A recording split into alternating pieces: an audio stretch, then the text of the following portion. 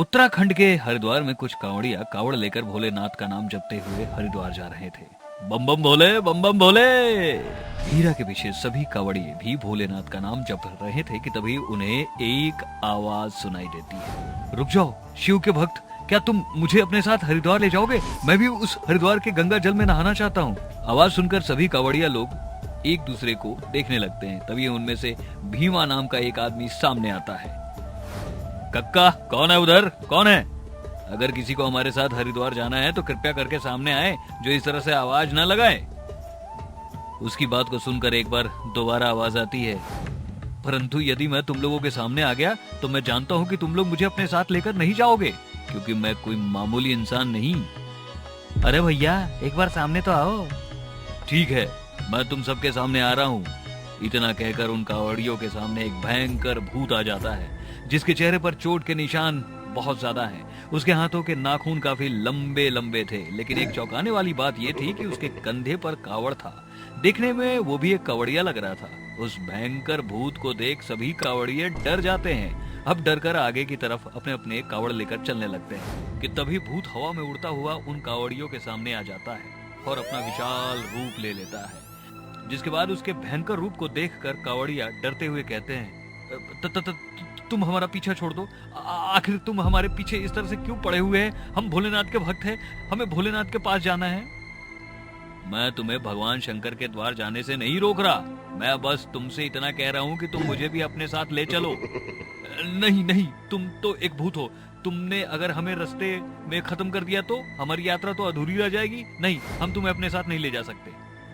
इतना कहकर सभी कावड़िए अपना दूसरा रास्ता अपनाकर अपनी मंजिल की तरफ निकल पड़ते हैं। तभी एक बार और भूत उनके सामने आकर खड़ा हो जाता है और वो पेड़ को जमीन से उखाड़कर कावड़ियों के सामने गिरा देता है। यह देख सभी कावड़ियों को गुस्सा आता है और वो भूत से कहते हैं, आखिर तुम चाहते क्या हो? क्या करना चाहते हो?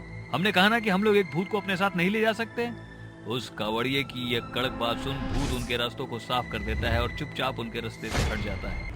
कावड़िया अब कुछ दूरी तय करने के बाद एक जगह बैठ जाते हैं, लेकिन रामू के मन में भूत की बातें चल रही थी। तभी रामू अपने साथियों से कहता है, मेरे दोस्तों, वो कावड़िया कह रहा था कि वह हमें कोई नुकसान नहीं पहुंचाएगा, तो हमें उसको अपने साथ हरिद्वार ले जाना चाहिए था। तुम पागल हो गए हो क्या?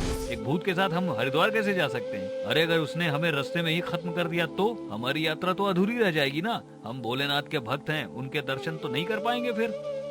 तुम सब खुद को भोलेनाथ का भक्त कहते हो, लेकिन तुम दरअसल में भोलेनाथ के भक्त हो ही नहीं। ये कैसी बेहुदा बकवास कर रहे हो तुम? अरे हम कावड़ लेकर भगवान शिव के दर्शन करने जा रहे हैं, हम अपनी यात्रा सफल करने जा रहे हैं। हाँ मैं जानता हूँ मेरे दोस्त, लेकिन यदि हम भोलेनाथ के सच्चे भक्त हैं या तुम खुद को भगवान के सच्चे भक्त कहते हो, तो किस गीता में यह लिखा है कि एक भूत कावड़ लेकर कावड़ियों से हरिद्वार जाने की मिन्नत कर रहा हो? तो यदि वह हरिद्वार जाने के लिए कह ही रहा था, इसका मतलब ये हुआ ना कि उसको स्वयं शिव जी ने आशीर्वाद दिया है, नहीं तो भला कौन सा भूत कावड़ लेकर खड़ा हो जाता? भूत का छलावा भी तो हो सकता है ना। हाँ हो तो सकता है, लेकिन हम भोलेनाथ के भक्त हैं, स्वयं शिव जी हम लोगों के साथ हैं। कोई भी बुरी शक्ति हमारा कुछ नहीं बिगाड़ सकती, इसलिए एक बार हमें उस भूत के ऊपर विश्वास करना ही होगा। लेकिन रामू भैया, भाइयों मुझे लगता है वह भूत बहुत अच्छा है और इसलिए हमें उसकी मदद करनी चाहिए। शायद उसकी कोई मजबूरी रही होगी जिस वजह से उसकी यात्रा संपन्न नहीं हुई, इसलिए हमें मुक्ति उसे दिलानी चाहिए।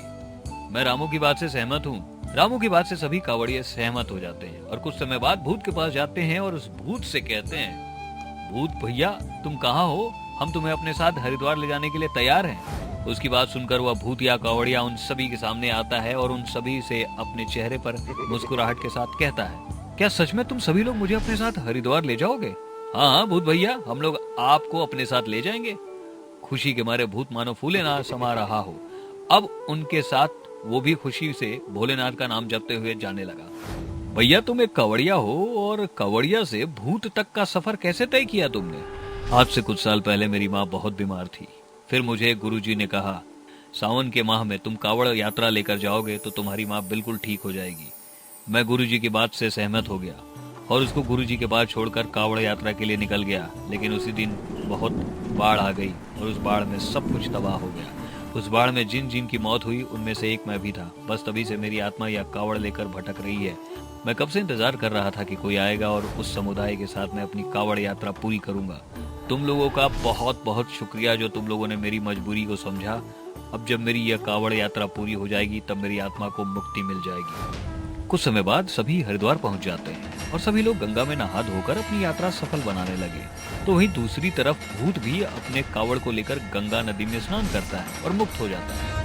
वो अब हवा में उड़ जाता है और सभी कावड़ियों को धन्यवाद देकर आसमान में गायब हो जाता है। उसको देखकर सभी कावड़ियों को बहुत अच्छा लगता है और आपस में कहते हैं, चलो भूत भैया की यात्रा सफल हुई।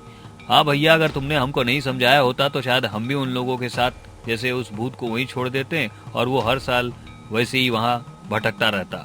हाँ, अंत भला तो सब भला। भूत भैया शिव जी के पास चले गए, अब हम भी उनके दर्शन करके अपने घर चले जाते हैं और सभी कंवड़िया शिव जी के दर्शन करके अपने घर वापस लौट जाते हैं। बिलासपुर गांव में केशव अपनी पत्नी वैष्णवी के साथ रहता था। केशव बहुत ही ज्यादा गरीब था और उसकी पत्नी वैष्णवी की कोई औलाद नहीं हो रही थी। वैष्णवी जहां भी जाती वहां सभी लोग उसको ताने देकर भगा दिया करते।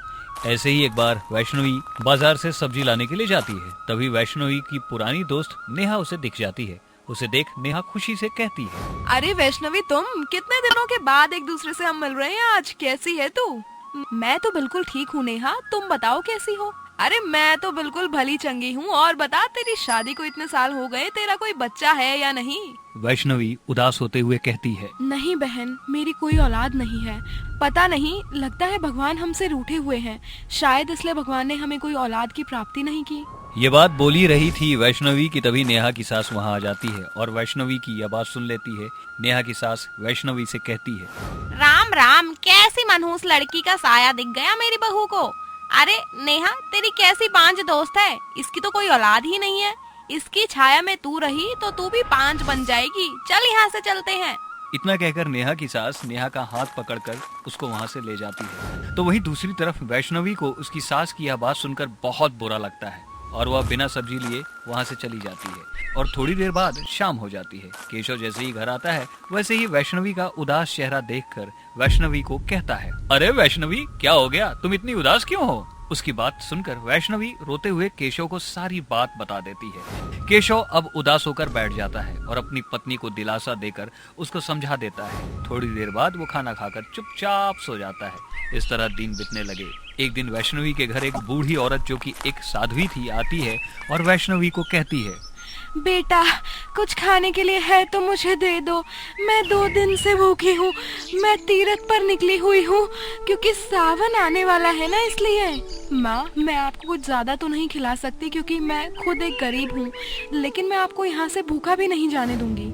वैष्णवी अपने हिस्से का खाना साध्वी को खिला देती है, जिसके बाद यह देख साध्वी बहुत खुश हो जाती है और खुशी से उसे आशीर्वाद देते हुए कहती है, बेटा वैष्णवी, तूने एक गरीब की भूख मिटाई है, इसलिए मैं तुझे आशीर्वाद देती हूँ कि तेरी बहुत जल्दी गोद भरेगी। मैं ये बहुत अच्छे से जानती हूँ कि तेरी कोई औलाद नहीं है और लोग आए दिन तुझे ताने देते हैं, इसलिए मेरा आशीर्वाद तेरे साथ रहेगा हमेशा। इतना कहकर साध्वी वहाँ से चली जाती है और शाम को जब केशव आता है तब वैष्णवी केशव को सारी बात बता देती है और अब ऐसे ही समय बीत जाता है।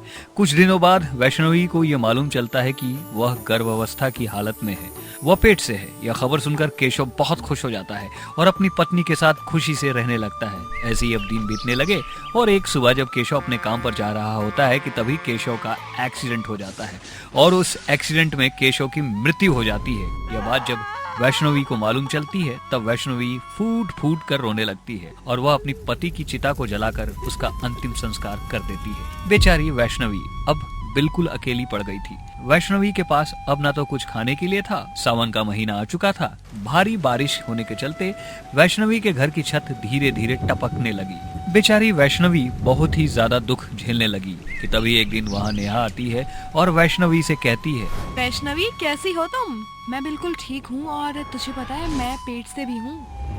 सच? वो दोनों आपस में बात कर ही रहे होते हैं कि तभी वैष्णवी उदास हो जाती है और उसको उदास देख नेहा उससे कहती है, अरे वैष्णवी, क्या हुआ? तू इतनी उदास क्यों है? और अब तो तेरे घर खुशियाँ भी आने वाली हैं।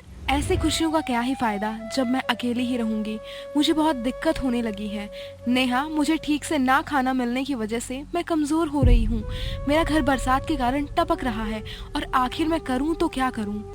मेरी मान तो तू कावड़ लेकर जा, क्योंकि कहा जाता है कि इस सावन में जो अपनी कावड़ यात्रा सफल कर लेते हैं ना, उनका जीवन सफल हो जाता है। इतना कहकर नेहा वहाँ से चली जाती है, लेकिन नेहा की बात वैष्णवी के दिमाग में बस जाती है और वैष्णवी भी कावड़ यात्रा के लिए अगले ही दिन निकल जाती है। कावड़ यात्रा के दौरान भारी बारिश शुरू हो गई थी कि तभी वैष्णवी का पैर फिसल जाता है। वह कावड़ लेकर गिरने लगती है कि तभी उसको ऐसा महसूस होता है कि उसे किसी ने पीछे से पकड़ लिया है।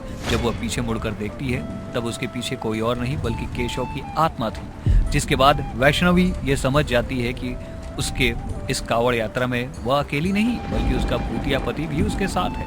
कुछ समय बाद वह कावड़ यात्रा सफल हो जाती है, जिसके बाद जब वो वापस आती है तब उसे अब कोई परेशानी नहीं होती। उसका अब एक बेटा भी हो चुका था, जिसके बाद वह खुशी खुशी अपने बच्चे के साथ जीने लगती है।